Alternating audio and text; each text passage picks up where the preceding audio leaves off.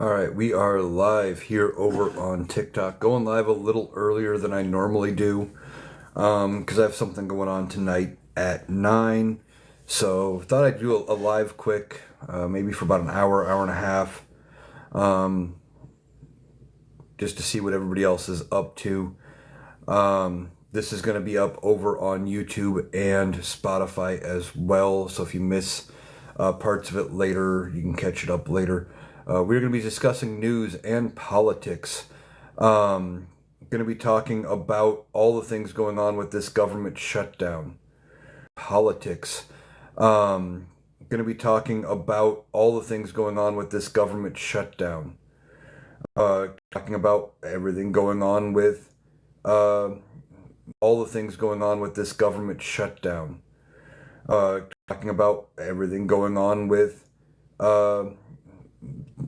our politics right now as things are waiting on people. Now we have got the government shutdown going on day 14. Now tomorrow is going to be a big day for this government shutdown, as it is the first day that some government employees could start missing their paychecks.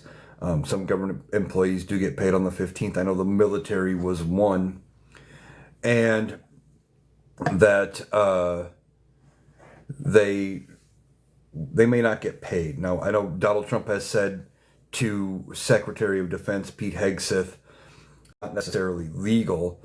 I just don't know if the Democrats are going to fight that. I see Do Not Go Gently out there. Recognize you from some of my other lives. Going a little early tonight compared to others.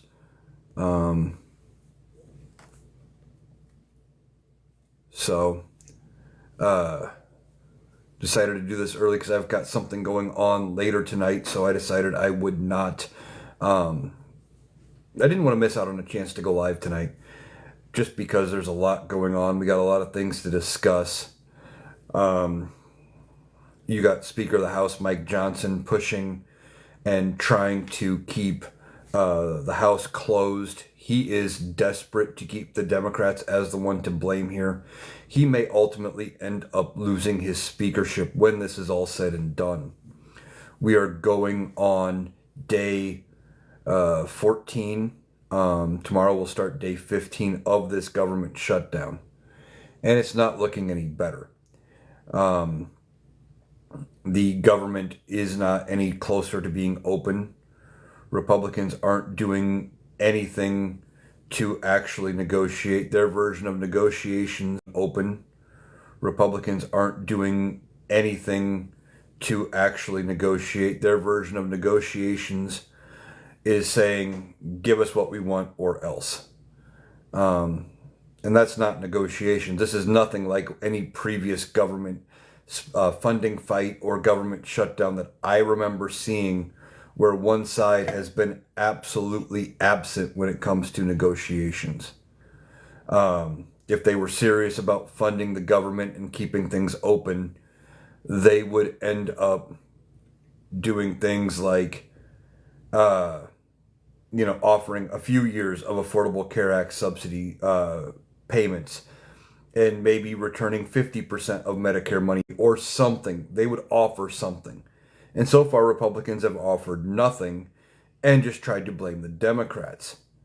This is far less likely to end well for Republicans. I think once the government opens back up, once they come to terms, Mike Johnson may be out of a job. That he ends up getting removed, especially if they have to cave and give in to Democrats and take the L here. He'll be the one to get the blame if he brings the House back and they go ahead and end up swearing in Representative Grijalva. Thank you for the gift, by the way. But if they swear in Representative Grijalva and they force a vote on the Epstein files, either way, it's going to make Donald Trump look bad. He doesn't like looking bad, and I guarantee you he will call up some of his MAGA friends in the House and say, get him out of there. We need a different speaker. Mike Johnson is desperate to win this shutdown fight, so he looks like the winner here, so he doesn't get removed. Problem is, once the shutdown fight's over, he's not going to have an excuse not to swear in Representative Grijalva. And it sounds like he's about to be sued. I think it's by the mayor of the city that she represents in Arizona, to force him to swear her in, because it's now going on 3 or 4 weeks now since she ended up getting sworn in. And she's still not in her seat. And there's only one reason as to why he hasn't sworn her in, so she can do her job as a member of the House of Representatives. And that is because she will sign off on the discharge petition. And they don't want to vote on the discharge petition. Now, the way I understand it is this discharge petition, even if it passes the House, would still have to go to the Senate, get passed over there, get around the filibuster. I don't know if they would have the votes to do that or not. And I believe Donald Trump would still have to sign it. And I don't see that happening. But once it's brought for a vote and Republicans have to go on record, you may see a ton of Republicans break ranks and vote in favor of the discharge petition, because they know how bad it's going to be for them to have to defend their position on Epstein if they say no, keep the files hidden. So they are in jeopardy here. Thank you for the likes. But Republicans are in jeopardy. They don't know what to do here. They are struggling. They can't govern. They can't win on policy. So they're flailing at this point. They know if they vote on releasing the Epstein files, it's going to be bad, that Donald Trump is going to blow a gasket because he wants to keep them hidden. That was one of the reasons why he ran. Not the only reason, but he thought he could do something and keep it hidden and keep himself out of fire for being on the Epstein list, etc. And now they're trying to keep it hidden and play these distraction games. So Republicans don't want to go on record. Chris says he was a confidential informant. Do you actually believe that, or are you talking about that's their talking point?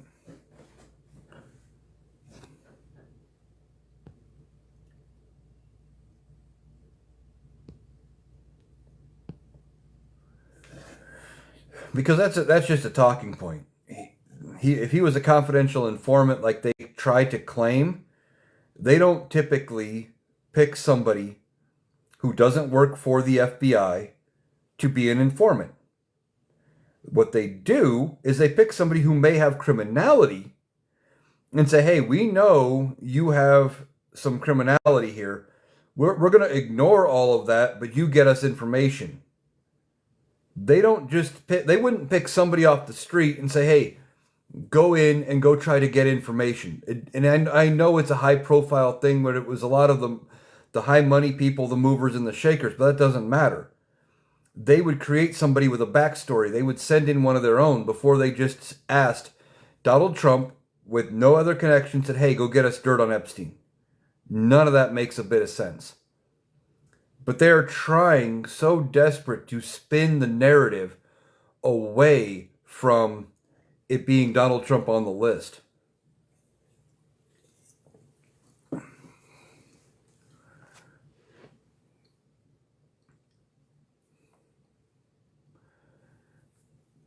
Republicans are in danger here. They don't know what to do. They fund the government at full levels, what the Democrats want. Donald Trump's going to be pissed because he's going to look weak for not enforcing the cuts that they tried to do.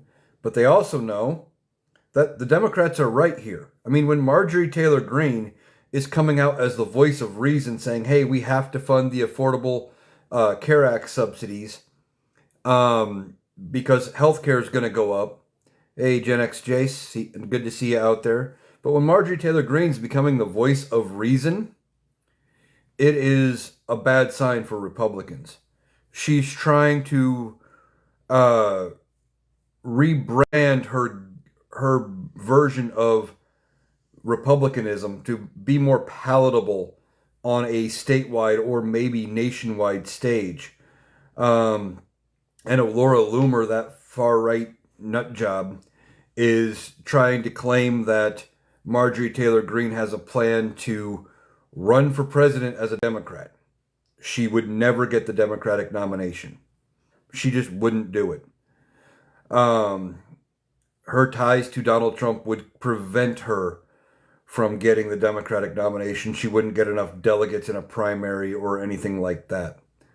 But she could break ranks and run for statewide office as an independent in Georgia. Maybe run for senator in Georgia as an independent. I think she's just gearing up for 28 from running maybe for Senate against Raphael Warnock as a more middle of the road Republican and trying to do something like that. But when she's the voice of reason coming out of your party, when Rand Paul is one of the voices of reason, that's a bad sign. You've lost your way. The Republican Party doesn't know what to do with this shutdown mess. They can't keep it going because it's every day it goes by, they're losing the fight, especially considering they're not negotiating. They have Epstein sitting on the file. They have the Epstein file sitting there waiting that their side is the one pushing for their release. They're not winning that thing. You've got Donald Trump with the economy going in the shitter at every turn. You've got Donald Trump embarrassing us on the world stage on a daily basis. It is ridiculous. And it's just more proof, like I say all the time, Republicans cannot govern. They bully, they argue, but yet somehow when Democrats get in control and things start getting better, Kitten says truth. Yeah, it is the truth. But when things get better under Democratic leadership, then Republicans start saying, well, it's not getting better fast enough, that they could do a better job leading. Then they get back in charge and fuck it all up again.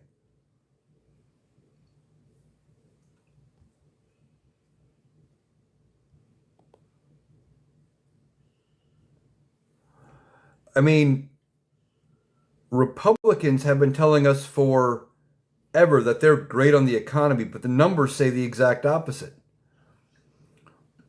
We're still paying for a lot of the policies that Reagan put into place as far as what happened to the economy. The economy had been running pretty steady until Reaganomics come along. They drastically cut the tax rate for the rich and said, well, we'll put the money in the hands of the job creators and it will trickle down to the lower classes. And all that has happened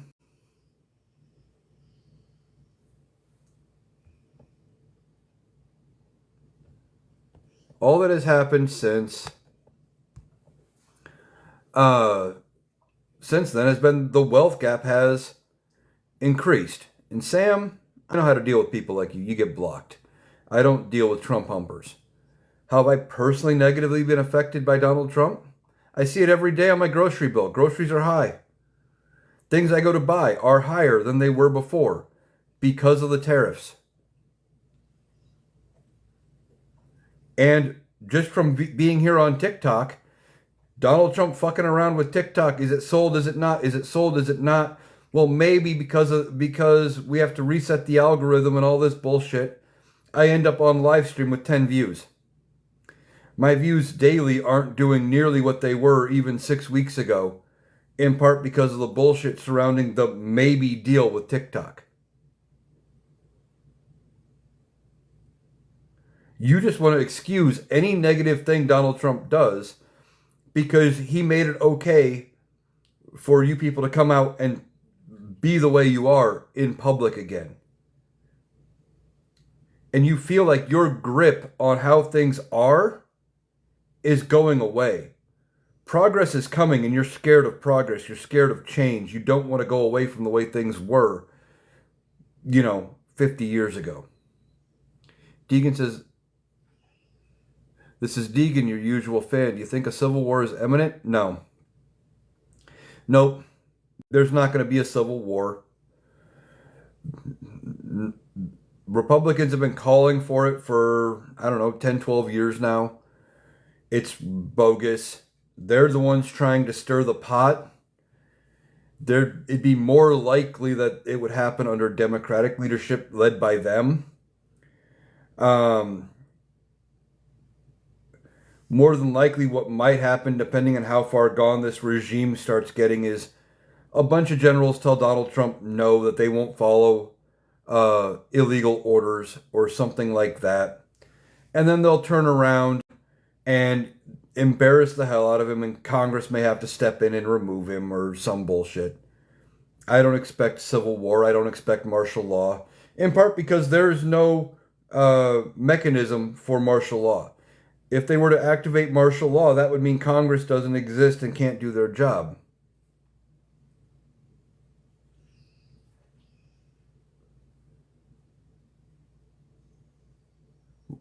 So you're asking, could it come to that if we can't get rid of Trump? We'll get rid of Trump. Easy. January 20th, 2029, he's gone. 12 noon, January 20th, 2029. Whoever wins the 2028 presidential election will put their hand, presumably on a Bible, even though we're not a Christian nation and that has no bearing on the effectiveness of taking the oath. They'll raise their right hand, say the oath, and become president. Doesn't matter if Donald Trump refuses to leave the White House. Say the oath and become president. Doesn't matter if Donald Trump refuses to leave the White House at that point. If he refuses to leave, they could set up the presidency in a hotel room. It doesn't matter where the president is. Simple fact of the matter is, come January 20th, 2029, 12 noon, Donald Trump will not be president. He will be gone.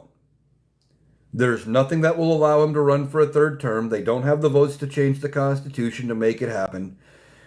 And I don't see any legal challenge working, because at the time they wrote the 22nd Amendment that says he's term limited at 2 terms, Grover Cleveland had already won 2 non-consecutive terms. That was already something someone had done. They had known it was a possibility. They would have included consecutive if that's what they meant. They didn't. They meant 2 terms, period. So he's going to be gone. But ultimately, I think the Big Mac gets him. I think his health gets him. Or, I've talked about it a lot, I think that things are going to be bad enough come the midterms when they get smoked in the midterms, as Deegan's asking my thoughts about it. I think Republicans get smoked in the midterms. I do. I think they win the House by 40 to 50 seats. Now, I said that before the last election, too. But I do. I think everything has gotten worse. They've proven they can't govern. And if they end up losing another speaker fight in this deal, especially if it goes into next year, which would be an election year, I think Democrats take the House by 40 to 50 votes, or 40 to 50 seats. They may lose the Senate. And I think Republicans end up turning on Donald Trump, realizing they have to rebrand heading into 28. And when they turn on him after that, there's going to be about a 2-month window after the election in November and when the new Congress gets sworn in January of 2027, where there are going to be Republicans that have nothing to lose. They would have nothing to lose to vote to impeach and remove Donald Trump. And their party would have everything to gain. And I really think that that is a possibility. Now, is it a very high possibility? I don't know yet. We'll have to see how the midterm elections turn out to see if it ends up being a real possibility and they actually do something like turn on Donald Trump. But I do. I think it's possible. You can ask if I'm being overly optimistic. No, I'm being a realist. I'm saying it's possible. The 40 to 50 seats, everything's a shit show right now with full Republican leadership. They have the House, they have the Senate, they have the presidency, and the government's even shut down right now. They can't come to terms. House of Representatives isn't even in session because the current speaker refuses to bring them in to negotiate on the government shutdown. They're proving they can't govern. And everything they're doing, and you see all of the stuff Donald Trump is getting away with, it's hurting people daily. I believe that come the midterms, people are going to want a major change. And historically, when it comes to the midterms, the party in power loses seats. Well, even if I'm wrong and they don't lose 40 or 50 seats in the House, they lose 5. That's enough to flip the House. And when the House flips, they can get nothing done. Once the House of Representatives becomes Democratic, like I believe it will in the midterms or after the midterms, Donald Trump is going to get none of his policy agendas pushed through. There's going to be investigative hearings. There's going to probably be impeachment investigations and probably a third impeachment and maybe even a fourth impeachment of Donald Trump. But when Democrats impeach him the next time, Republicans won't have as much of a reason to save him because he won't be able to run in 28. They're going to need to move past him and move on to somebody else. And if they could put J.D. Vance in for 2 years, maybe even with a Democratic-controlled House of Representatives, where he can get nothing done, they might try to say, well, hey, give us, a term of J.D. Vance in charge with Republican leadership in Congress, and maybe we could get something done. But Democrats were blocking us. He couldn't do any of his priorities. I could see them trying to do it, game planning for 28. Because Donald Trump's influence will be pretty much over. If he costs them the midterms, they would have no reason to save him. Deegan asks, what about all the mountain of crimes Trump has committed and is still committing as we speak? Well, he still has his criminal cases are sitting out there. They were dismissed with prejudice in the Jack Smith 2 cases, which means those charges could be brought back at a later point as long as the statute of limitations hasn't expired. I believe the Georgia case is still ongoing, but he won't get anything happening there until after he's out of office. I don't know if he ever gets held fully accountable, but I do think that ultimately the people under him that are helping him commit these crimes will be held accountable. There's going to be investigations. There's going to be House hearings like they did with January 6th.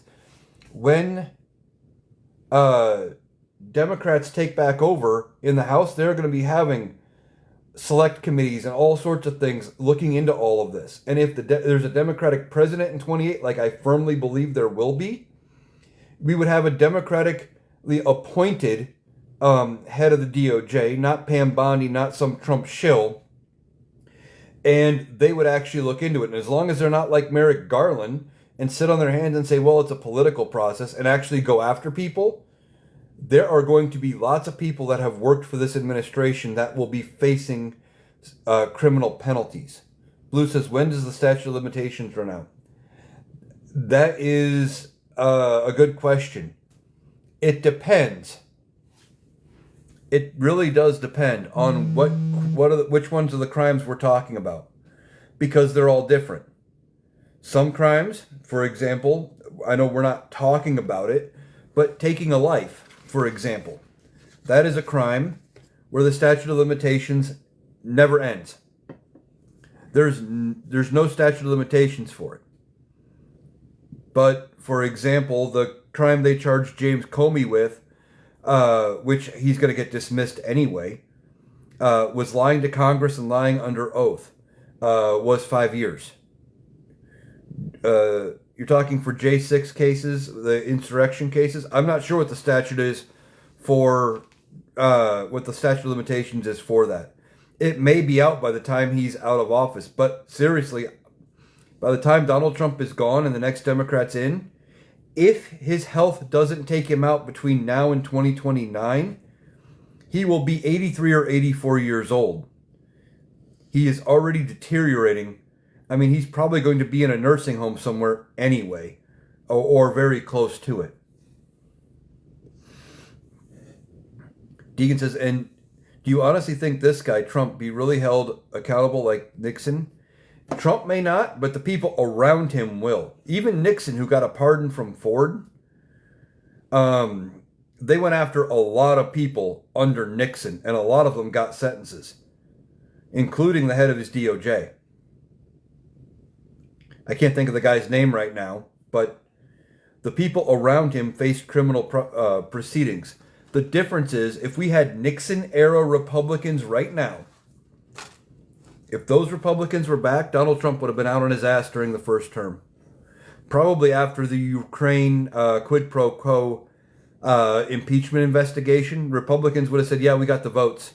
Resign. But they didn't, because they thought it was better to be loyal to Donald Trump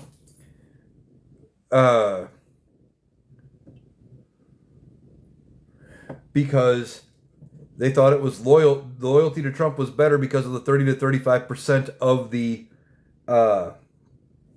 voter base that will only vote when Donald Trump's in office. Deegan says, yes, John Dean, well-mannered. Yeah, you talk about John Dean, the head of the DOJ under Nixon. I couldn't think of his name off the top of my head, but... Or is that John Mitchell? Whichever. He ended up being... They ended up facing charges. Time says, which term, though? The first one or this one? They had more to gain during Donald Trump's first term than this one for being loyal to him. Because he could run for re-election. Because he has that grip on that 35% of the Republican base. That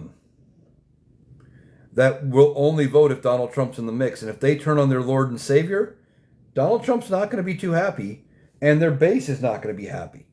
That base may never vote for Republicans again. As long as Donald Trump is healthy and talking, J.D. Vance cannot invoke the 25th Amendment, because Donald Trump will take to Truth Social, he'll take to whatever media outlet would listen to him, and turn on J.D. Vance and burn the Republicans down in the process. They would need Donald Trump to have something to where he is paralyzed and bedridden and non-communicative. You know what I'm trying to say there. He can't communicate with the outside world and still be effective for J.D. Vance to have a chance at using the 25th Amendment. Their best hope, if they want to move past Donald Trump, is they need nature to take its course. They need the Big Mac to catch up to him. Time Slayer says, I honestly believe Trump isn't running the show. He's the fall guy. He was the fall guy in his first term. He wasn't running the show. He'll listen to anybody who pats him on the back and tells him he's a genius. That's what a true narcissist does. Donald Trump is the fall guy. He's going to be the one left holding the bag. He's the one with the tarnished legacy when it's all said and done. He was a useful idiot because most rational people wouldn't believe the bullshit they're saying.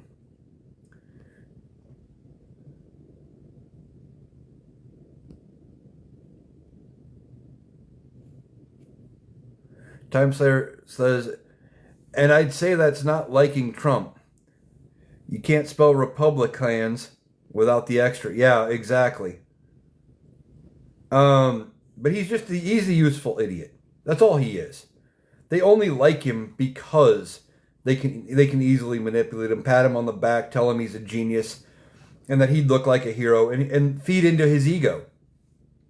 Most normal politicians are smart enough to know that the bullshit they're pulling off and that they're doing is not in any way conducive to getting reelected. Deegan says, what will happen to, I think you're talking about Stephen Miller and his bunch of them in the right wing. They're probably going to end up facing congressional hearings, DOJ investigations, when Democrats are back in control. They don't have the immunity that Donald Trump has, and he has no reason to grant them a pardon on his way out the door. Time Slayer says, but that's dangerous for us because look at what's happening, especially with the shutdown. It's preventing two things. One, the swearing in of that new Democrat to release the files, and Trump is using this opportunity to gut important programs to help the people. Yeah, it's happening. Here's the thing. Ultimately, she's going to be sworn in. They're going to hold a vote on the Epstein files. And I think this can go one of two ways. Either it just squeaks by and Democrats hammer Republicans against it in their ads completely, or they hold the vote on the Epstein files and the House votes it overwhelmingly. Like 100 Republicans turn on party leadership and vote in favor of releasing the Epstein files. And then Mike Johnson gets removed from the speakership. I think there's no winning here for them on the Epstein files. If they vote to keep them concealed, Democrats use it as leverage. If they vote to release it, Donald Trump and certain Republicans will use it as leverage to remove Mike Johnson. They're between a rock and a hard place.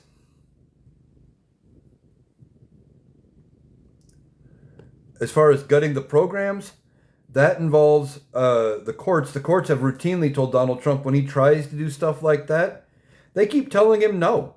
They say, no, you can't do this. No, you can't do that. It's not okay. It's not constitutional. The courts are holding the line. When Congress passes a budget and they agree that money is to be spent on X, Y, and Z programs, like when there ultimately is a shutdown, see, Donald Trump says, well, I'm going to cancel these programs. But the new CR, whenever they pass it, is going to have funding for those programs. I guarantee it. So what's he going to do then? Walk it back? It's just a threat and a bully tactic trying to get Democrats scared, going, oh no, he's going to cancel these programs. I'd better vote to open the government back up. They're smarter than he is, and he doesn't realize it. Time Slayer says, I'm just worried between all these protests and their justifiable response. They want violence to happen to these so-called federal agents so they can take it 2 steps they can legally use to complete their agenda. Yeah, they want to use it as some sort of a justification for martial law, but every time they've tried, again, the courts are saying, including Trump-appointed judges, are saying, no, you can't send the military in here to do that. That's not what they're for. There are laws about when you can use the military, and this doesn't qualify. And he says, well, I'm going to use the Insurrection Act. And that may be the bridge and the point when Republicans say, okay, we can't keep backing him here. Him saying it and him doing it are two different things, and we have to go against him here. Blue says they can't hold the swearing off of the congressman forever, can they? No, they can't. In fact, they're talking about suing Mike Johnson to force him to swear her in. He's trying, but ultimately she's going to get sworn in. And when she does, she signs the discharge petition and then ends up holding the vote. Now, what one Republican should do, if they were smart, is vote to sign off on the discharge petition. Give him the 218 vote anyway. That way Mike Johnson has no reason to delay her swearing in, because when they hold the vote, they can still vote no. They could still vote no. Just because they signed the discharge petition does not mean they have to vote for releasing the files. So they could do it because they know how bad Mike Johnson is making them look right here. They could defy him. And maybe that's what it ends up happening. Time Slayer says ICE is literally pushing American citizens to the point of retaliation, which is violence. When it happens, there's justification for this administration to push to enact their agenda. The thing is, though, this administration is corrupt. She'll get sworn in at some point, but considering the BS they're doing in between, yeah, but again, one of the things, though, this administration's corrupt, they're also stupid. What they're doing, they're not doing the legal way, and they're facing a lot of public backlash. So they're ultimately going to end up losing this deal here. Donald Trump's not going to win it, and ultimately Republicans are probably going to end up turning on Donald Trump because he doesn't have anything left for them. He's useful right now, but when his usefulness is gone, they will turn. Deegan asks, what speculation do you think of Kamala Harris's future in the political arena? Well, uh, one of the things I think is going to happen, she said in her interview, where she said she hasn't ruled out any future in politics. She just was not running for California governor. I think what she does is she said she was going to be helping people get elected in the midterms or in future elections. So I think she's going to run and help other people do things in the midterms, and she's going to see what the media says about her, how the candidates she helps do, etc. And if she comes off looking good here, maybe she tries to run again. She may throw her hat in the ring in the 2028 primary season and try to get the Democratic nomination. And she could win it. She would be the logical choice, being the former sitting vice president. TimeSlayer says they're cutting vital resources to small minority groups, mainly mental health and physical. Yeah, they are. And that's part of it. They are it's rural areas that are being affected by their cuts, and these Republican voters are so dumb they think that it's only going to affect the minority populations when it's going to affect everybody. V says, you hear a kitty purring. I don't know where you're hearing a kitty from. I don't have a cat. I like cats. I just don't currently have one. I've got a dog snoring on a couch not far from me. Maybe that's what you're hearing.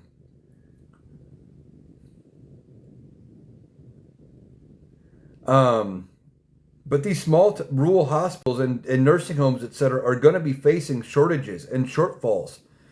We're already hearing in some of these communities that they're shutting down partial wings and saying, hey, we're not going to be having the room to care for your loved one because they're on Medicaid. You need to find somewhere else to take them.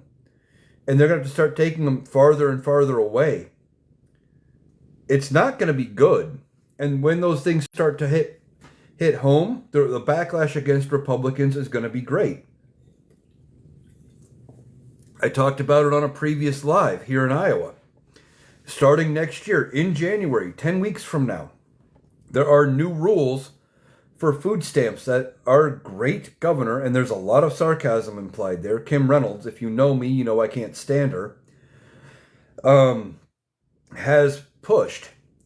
And when the new rules take effect, you're not going to be able to buy flour, sugar, chocolate chips, baking chips, spices, any pre-baked cookies, no soda pop, no tea. You can't buy bottled tea, but you also can't buy the tea bags and make your own. No Kool-Aid packets. Juice can only be 100% juice. There's limitations on what kind of cheeses you can buy, what kind of meats you can buy. No spices. I think I might have said that. No gravy bases. They pretty much want to make it so you can't buy anything on food stamps because they want the food stamp program to fail, so people just aren't getting the help they want. So this is their workaround. So when people can't get anything on it, they say, well, this program sucks. Let's get rid of it. It's a dumb plan. And it's going to come back and bite them in the ass. And especially since Kim Reynolds is not running for re-election here in Iowa. It's going to be a Republican against the only... I'm assuming Rob Sand gets the nomination on the Democratic side. He is currently the only statewide elected Democrat here in Iowa. And I think when he gets the nomination, Republicans are going to be struggling to defend Kim Reynolds' policies. And things like that are going to be front and center of people's minds come voting when they have a year of not being able to get the things they need on food stamps. It's going to hurt. V says they won't be reelected after people discover the consequences of the big, beautiful bill. Yeah, exactly. Once it comes out to bite people in the ass and they feel the effects, and people are going to be looking around going, what just happened? And then they're going to go, oh shit, the Republicans fucked us over. That's what's going to happen. And they're not going to have cover of blaming the Democrats for this. It's mind-boggling that they think this is going to actually work. Why do you think ICE, National Guard are carrying on these illegal arrests, slamming citizens, etc.? Well, one of the things why ICE is doing it is because a lot of the new ICE members, the new ICE agents, they are not trained ICE agents. They were people like the Proud Boys and the Oath Keepers and other groups like that joined ICE under this administration, were given no training, and just said basically go round up illegal immigrants. They don't care about due process. They don't care about what they can legally do or what the right thing to do is. They're just doing things. And they think they're going to get no backlash from it ultimately when Donald Trump's gone. I don't know if they think he's going to get another term, if it's going to be a Republican just like him and they're going to get off scot-free. I don't know what their thinking is about long-term here, but long-term there's going to be all kinds of investigations into what they're doing, who they are, and there's going to be people held accountable for it. Don says it's going to be a nightmare for people that work at grocery stores too, trying to police it. It's already a nightmare for grocery stores here in Iowa, where it's basically food versus not. And people still get confused. The only thing in grocery stores that you can't buy on food stamps as it sits right now in Iowa is non-food and anything hot. Anything that is pre-made and warm. Because a lot of the grocery stores here in Iowa, not all, but a lot of them, have kitchens, and they have delis and things like that where you can get a hot meal from their hot case. You guys know what I'm talking about. Even Walmart does it. Those things have never been allowed, but they'll prepackage those meals up. They'll put them out cold so you can take it home and warm it up later. Those used to be allowed. Under the new rules, that won't be. And especially after it changes, there's going to be a lot of confusion for a long time about what is and isn't covered. And this is all because they don't want people who need help to be able to do what they want with it. They want to make it so unbearable that they get off the programs. And then that way, when all these people get off the program, they can say, well, see, we had a 50% drop in food stamp usage during Donald Trump's administration. Isn't he great? It's all about numbers. It's all about looking good. It's all about administration. Isn't he great? It's all about numbers. It's all about looking good. It's all about making things so hard to use that they can say, well, we don't need to fund it that much anymore because people quit taking advantage of it. Instead of actually helping people and making it so they can eat and they can get food and fixing the economy.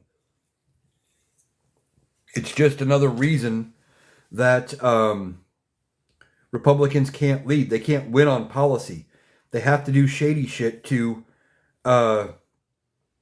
get their points through. And before I forget, thank you to everybody who has dropped gifts so far. I do appreciate it. I get lost in the conversation in the middle of it, and I don't always call out those gifts.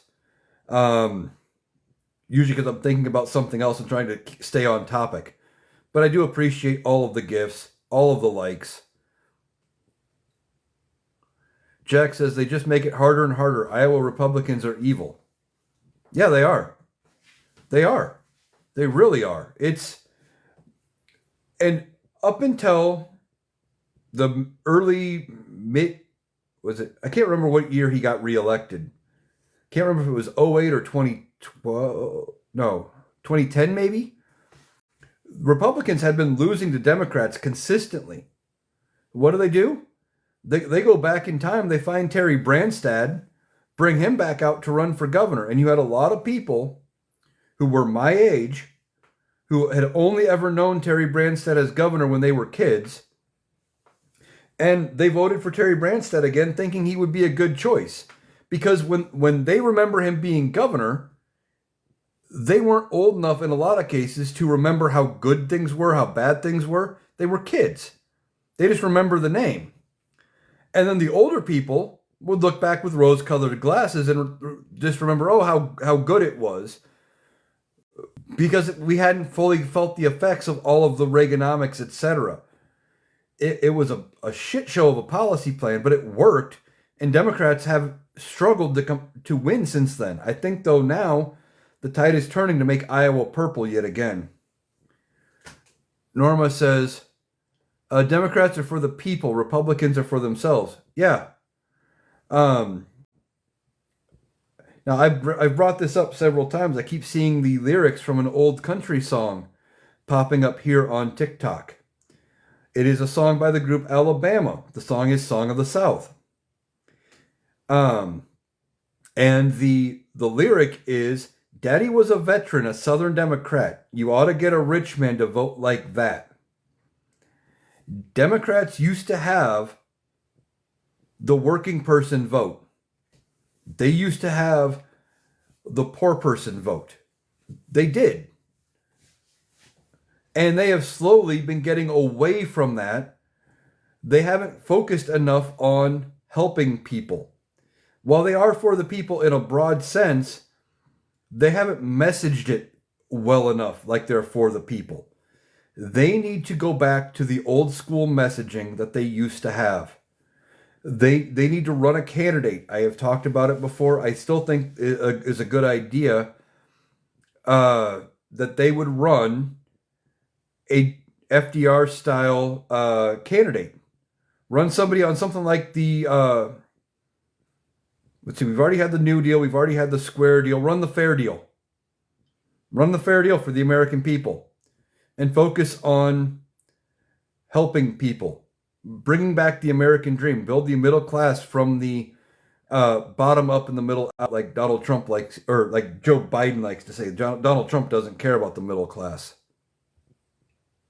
Liam says at one point, apparently Dems had the farm vote. They did. They did.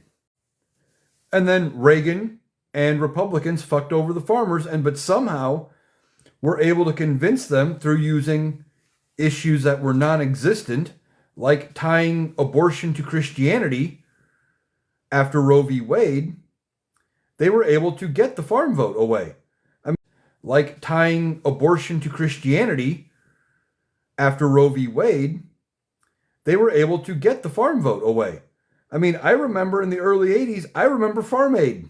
I mean, I think it's still a thing, but I remember the Farm Aid concerts led by Willie Nelson, trying to make sure people saved their farms. We may have to bring Willie Nelson back out, and he may have to start up his Farm Aid again soon, just because of how bad things are for the farmers. V says they're all taking money from AIPAC, the Israel lobby. Yeah, I think, but that's both sides of the aisle. Citizens' problem when it came to money in politics, where it effectively said corporations are people, PACs are people, and money is speech. And that was a bad decision I don't think this current Supreme Court would overturn it, but at some point we need to get a liberal-leaning Supreme Court again. There needs to be a challenge to Citizens United, and it needs to be relooked at and overturned. We need to get the money out of politics because it is horrible. I see Bren's out there. Nice to see you. Hopefully tonight goes a little better. I'm going a little early compared to last night, because I've got something I get to go do at 9 o'clock tonight. So I'm not going to be on here very, very long. I got about another half hour or so, maybe just under. We'll see where things are at here, but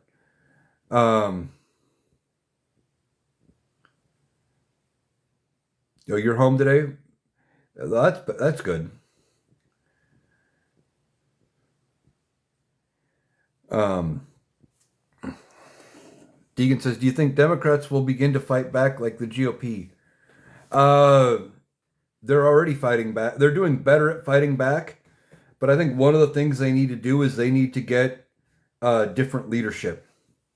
I think after the midterms, Chuck Schumer needs to be out of Senate leadership, regardless of whether or not we take back the Senate.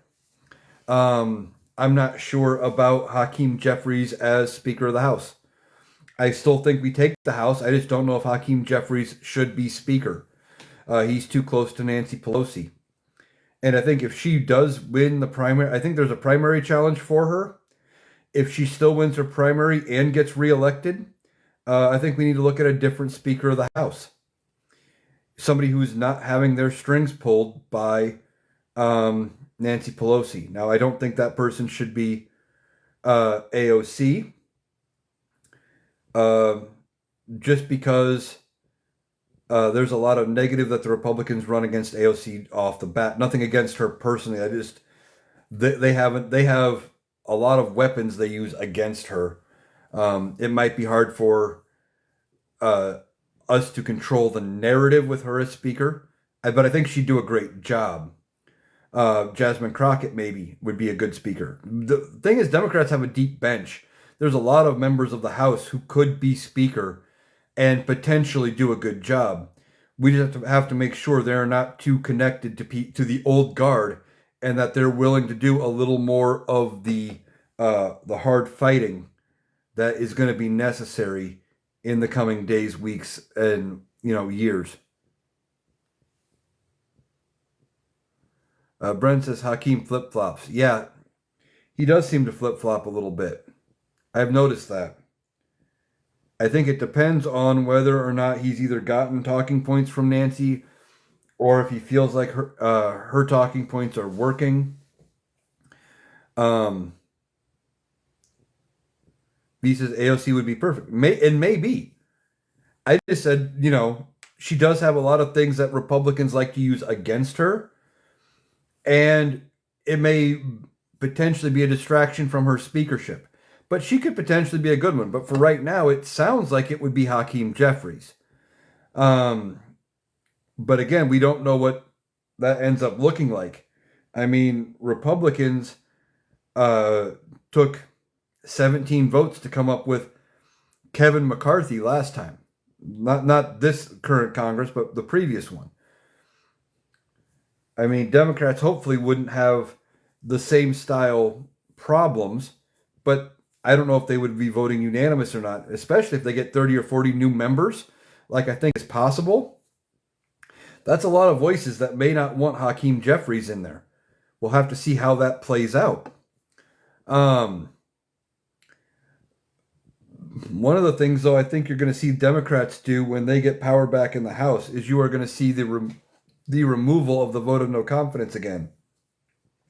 Because Speaker Pelosi, Nancy Pelosi, when she was Speaker, she had the rules in there where they couldn't vote to remove her. But Kevin McCarthy was so weak, and he desperately wanted to be Speaker of the House so badly that he gave away the ability for them to vote him out to his own party if he did things they didn't like, which led them to openly defy him at a lot of turns, where Nancy Pelosi didn't have that problem. She also didn't bring things to the floor for a vote, typically, if she didn't have the votes to pass it, at least on the Democratic side. So there was that. Deegan says, what speculation do you have in mind of James Comey and all those falsely accused? Their cases are going to be tossed out. They'll be tossed. And it's not necessarily that they're even falsely accused. In the case of James Comey, there might be something to prove that he maybe lied to Congress. It's the fact of how it all came about that could cause his prosecution to be tossed. As far as Letitia James, like out of the 5 spots in the mortgage application where she said it was not her primary residence and she checked one box wrong, it's pretty easy to show that she didn't intend to commit fraud. It was an accident. She even has a sworn statement in the thing that says this is not her primary residence. So it wasn't like it was intentional. And they're just arguing over this little semantic thing. And the fact that that the one prosecutor resigned, and then Donald Trump had to bring out a different prosecutor in who had never tried a case before, was only dealt with insurance law, to bring these charges, gives me reason to think that they are going to end up getting dropped. And they'll get cleared. But Donald Trump doesn't care if it's legitimate charges. He just wants them embarrassed. That's all that is. He wants to embarrass people. He wants them dragged through the mud. And if you notice, a lot of the charges are similar charges to what he was charged with, or things he was charged with, or that they talked about with him. Why? Because it's what's on his mind. And he wants them embarrassed for the same things he feels embarrassed for. It's all about revenge, and the fact that he openly posted to Truth Social to Pam Bondi about going after these people is pretty much all the evidence they're probably going to need to get these cases dropped.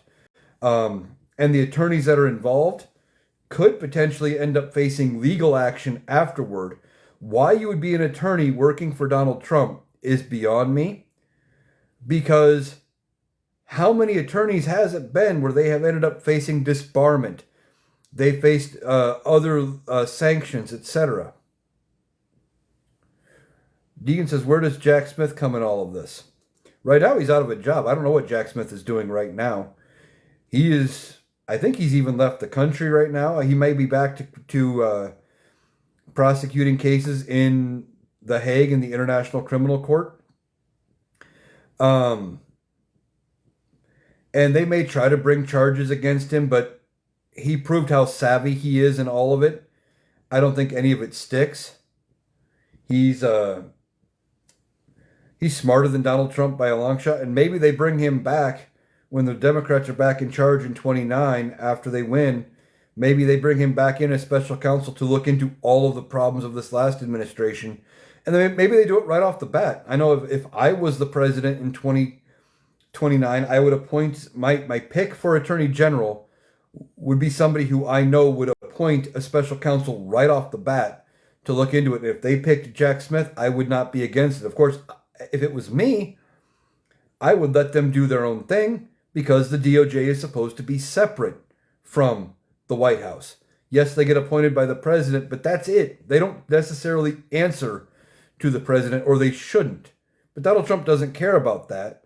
He only cares about getting his way, and he thinks that the Attorney General should be his personal attack dog. About Elon Musk is going to probably face some criminal prosecutions out of it when it's all said and done. Just like everybody else, there's going to be investigations. There's going to be hearings. He's already suffering blows with his companies, losing tons and tons of money. I don't think he gets out of this scot-free. And I think Jack Smith Elon Musk ends up suffering here from it all, which is good. He could end up being broken disgraced when it's all said and done, depending on what ends up happening. But first things first, Democrats have to win. They have to get control of the House in the midterms, and then they have to get the presidency of the House and probably the Senate in 28. And so they can put somebody in to investigate and go after all of these people connected to Donald Trump, and to get everything, you can get the ball rolling. Brent says, line them up. Yeah, start investigating, line them up. There are tons of people on the Democratic side who could be good, good attorney generals. Deegan says, are you saying Nancy Pelosi has a chance of coming back? Yeah, she's running for re-election again. Oh, here's the puzzle piece thing.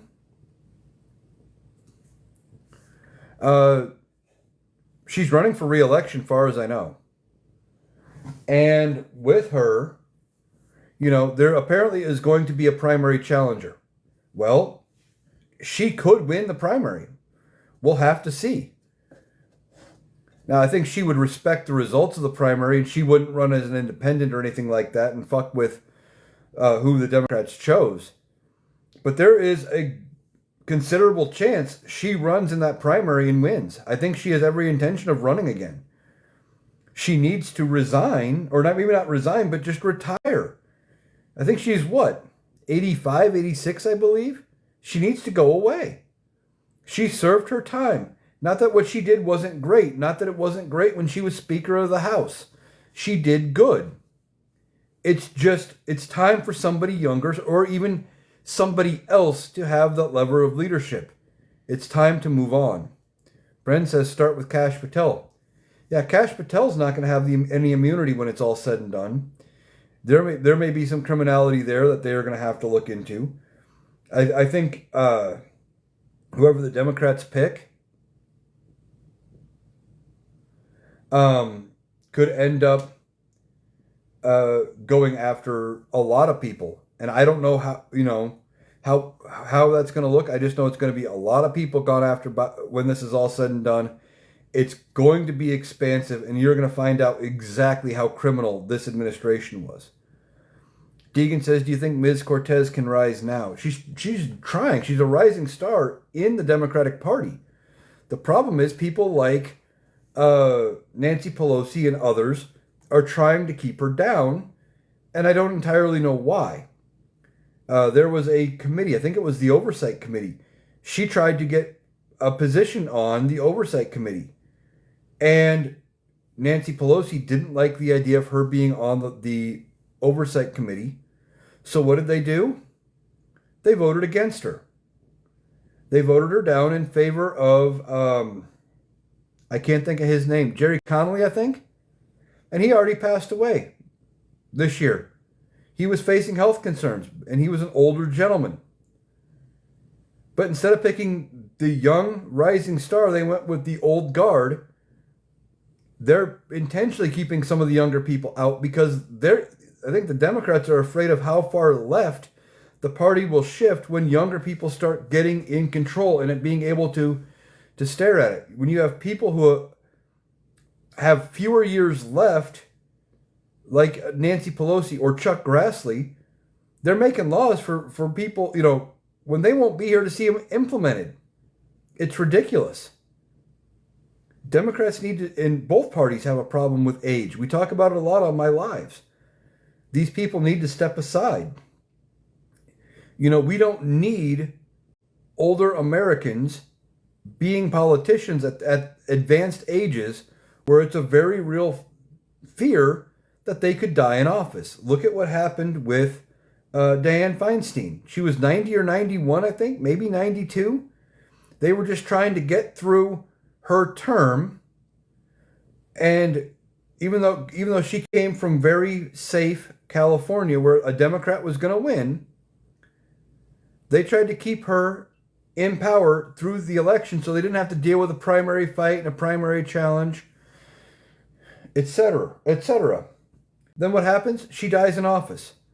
But before she died, she had times where she stood up. She was only supposed to say yes or no on a bill.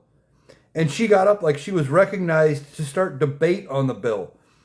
And we found out that her daughter had gone to court and had actually gotten power of attorney over Senator Feinstein's money because a judge ruled she wasn't cognitive enough to be in control of her own finances, but somehow that still meant she could be on the floor of the Senate casting votes on legislation. It doesn't make any sense, and both parties need to worry about that.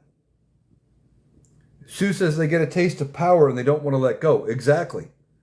That's how you end up with people like Chuck Grassley, who has been in the Senate longer than I have been alive, and plans to run for re-election in 28, when he will be 96 years old, 95 years old, one of the two. It is ridiculous that some of these people will not let go of the levers of power. Deegan says, how about getting rid of Chuck Schumer now? I don't know if they can force him out as majority leader. He would have to resign on his own. He has no intention of doing that. But I do think he's facing a primary for his re-election. I don't remember who was. There's a few people talked about for him that might challenge him. And he may be worried about getting primaried and losing. Now, maybe if he's worried enough and it looks like the tide is against him, maybe he doesn't seek re-election just to save his own legacy. But I don't think we get rid of him until at least after the midterms, and maybe until after Democrats get majority back in the Senate. Those could end up being one and the same.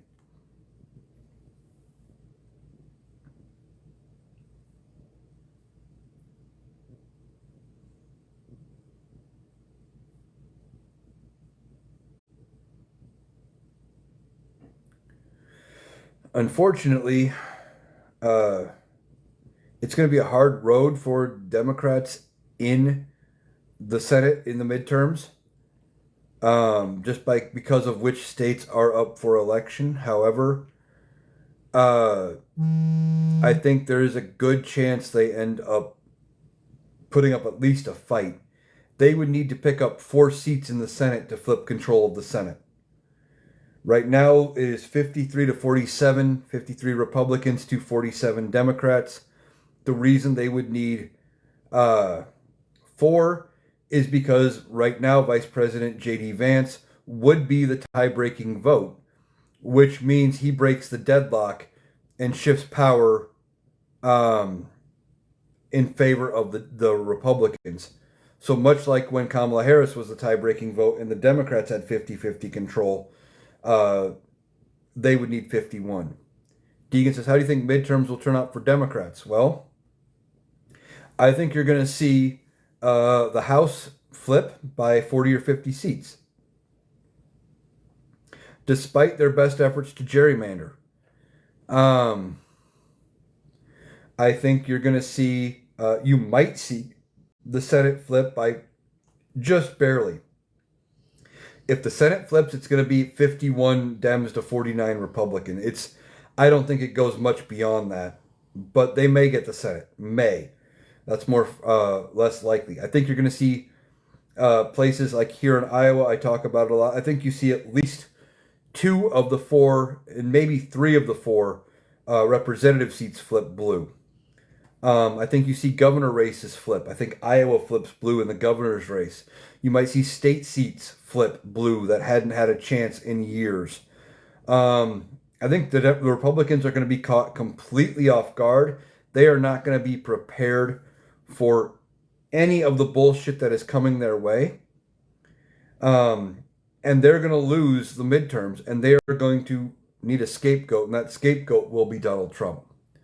Nando says, I think Dem leadership is clearly closer to the right than their actual base. Hakeem and Chuck must go. Yeah, leadership is playing it closer to being to the right. They're trying to play it safe because they think things are still like they were 20, 30 years ago. It's not. They need to shift their focus toward being more moderate, to being toward the middle. That's just a fact. Or in being farther left. I think they're going to find out come midterms that there's going to be a bigger push toward getting far left candidates. Do you honestly think that the Democrats will at this time hold firmly on both houses? Are you saying for them flipping the Senate and the House? I think they flipped the House. I think they flipped the House in the midterms regardless. I think they might make gains in the Senate. I don't know if they would actually flip the Senate. If you're talking about the government shutdown, well, problem is they only need a simple majority in the House to pass anything.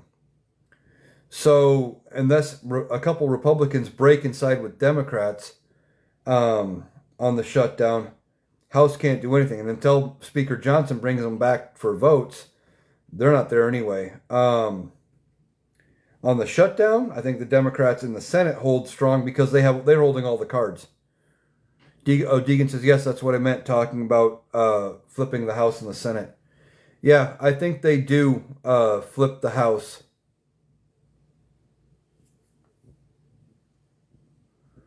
I think they flip the House and they're going to put up a good fight in the Senate.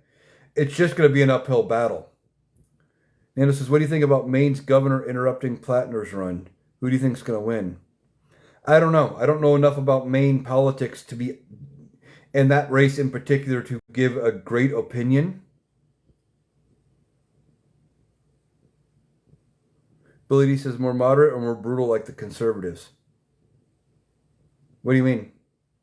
I don't know what you mean, Billy.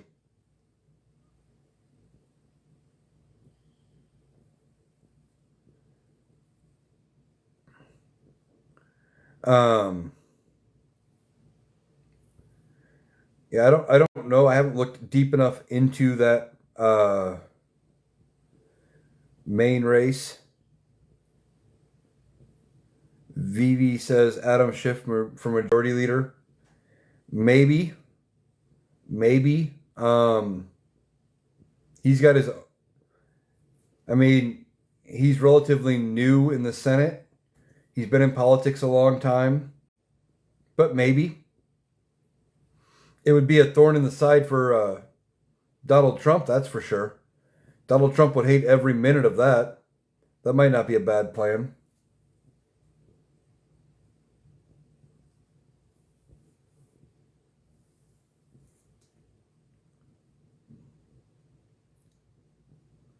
Nando says, I think New York City is going to test waters. Well, I think there's no doubt in my mind that Mamdani wins the mayor race. Um, and that's going to, and people are going to lose, some people are going to lose their minds on that. Um, uh, and in part because he's a Democrat. And New York City's going to vote for the Democrat. I don't remember the last time they had.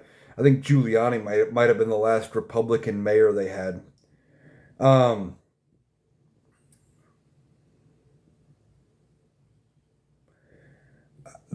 so it's going to test some waters, and some people are going to lose their minds. And I think it's going to be eye-opening for both parties about how far left uh, the Democrats need to shift. Sue says you were just writing about a thorn in Donald's side. Yeah. Um,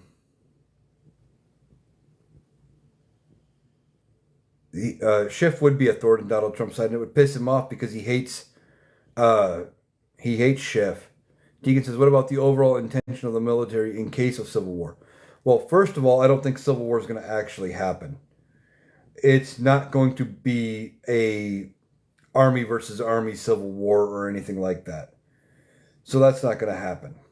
But assuming it would, could they disobey Trump's orders? If it's not lawful, yes. If they're not facing a military, if they are not facing an actual threat, and they're not facing armed people, they most certainly can. Because when Donald Trump's gone and new leadership is put in, because Donald Trump will be gone eventually, those leaders potentially could be facing problems from the Universal Code of Military Justice and face court-martial and other penalties, etc., for carrying out unlawful orders. They are allowed to reject unlawful orders. And so depending on what Donald Trump says, there's a lot of things right now that aren't necessarily unlawful that they are doing, that they're going along with because they're not unlawful or they don't affect anything. Like saying, well, no beards. That's not an unlawful order, okay? So we shave for a while. Not a big deal.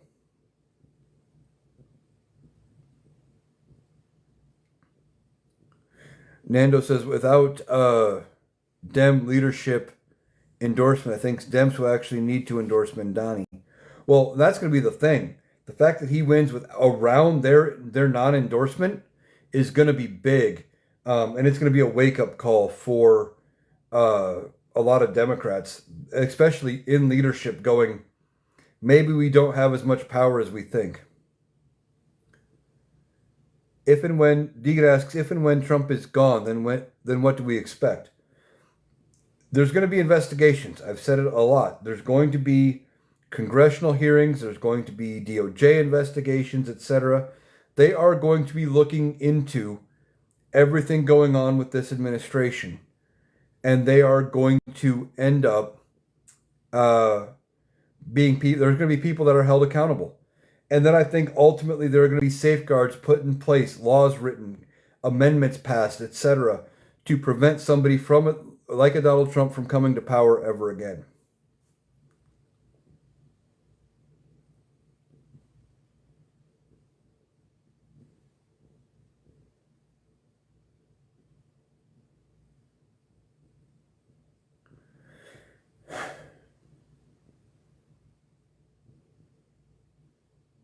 All right, guys, I'm going to go ahead and I'm going to wrap this live up. I got something to do here in just about half an hour I got to get ready for. So I am going to go ahead and, like I said, I'm going to wrap it up. I do appreciate you guys taking the time to sit here and talk with me. This will go up over on YouTube later tonight after I finally get it downloaded from TikTok.